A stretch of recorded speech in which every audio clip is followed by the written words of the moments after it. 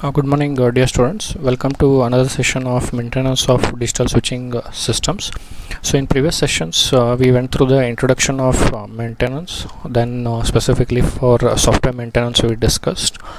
Then we looked after the interfaces related to the central offices of the digital switching system.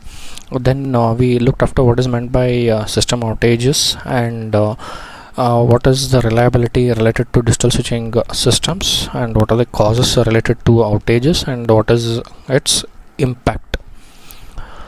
So this is what we discussed in previous class. Let us move further and look after the aspect of what is the methodology which will be utilized for reporting and correction of the field problems, and what are the relevant diagnostic capabilities that have to be looked forward for proper maintenance of the digital switching systems. Now for proper whenever we speak of proper maintenance, we have to try to identify what is the fault which has occurred. So this can be done by proper diagnosis of the entire digital switching system. So in previous class we had seen that we came across some of the interfaces such as ESAC or RTAC or TAC, then SCC. So these were the different software, these were the different interfaces which we came across. So our basic aspect is to identify the problem which has occurred and where it has occurred, and as to what are the steps which are involved in occurrence of those faults. So these are the things what we have to look after, so which is part of the diagnosis. So once we have identified the diagnosis once we have diagnosed the entire system properly, then we have to report these faults or the errors which have occurred. Now these two together defines the diagnostic capability of the entire switching system, which can be utilized for a proper maintenance of the entire system itself. So once we have reported these faults, it is our next responsibility to correct those or rectify those faults which have occurred in the previous step. So these all together help us in understanding the proper maintenance of the digital switching system. So diagnosis usually plays a very important role in identifying the faults and then reporting it. So once we have diagnosed and reported, then it is a maintenance department which has to look after as to what rectification has to be done or what correction has to be done to overcome the problem which has incurred. Now whenever we are speaking of or whenever we are talking about the faults or identifying the faults, we have to have a proper mechanism of reporting those faults, and then later these reports can be utilized either by the owner or the developer who is present in between, in order to cater to the correction what is required. So here we can see that different problems which can be reported to the overall problem reporting system. So here problems can arise during the test failures. Suppose you are testing some device or some software, and you track down that there is a problem which has incurred.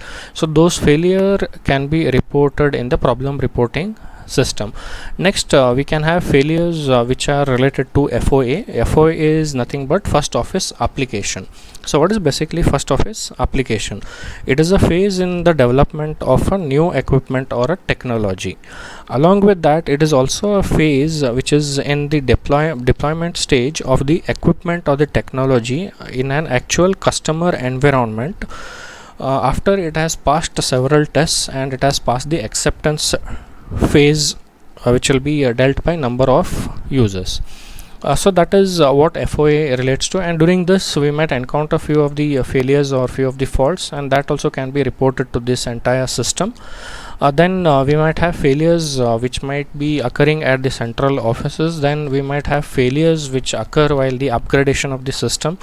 So these all failures will be reported in the problem reporting system. So this problem reporting system is nothing but a database, so which will be storing all the information related to the failures or the faults which have occurred.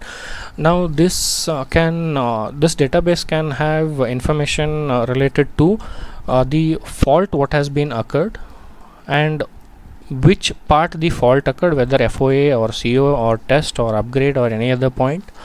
Then what were the steps? It might have another column wherein it will specify that what were the steps which were related to go ahead with this problem. That is what are the steps which are related to the rise of the problem or the failure which incurred. Then the timestamp related to the failure, etc.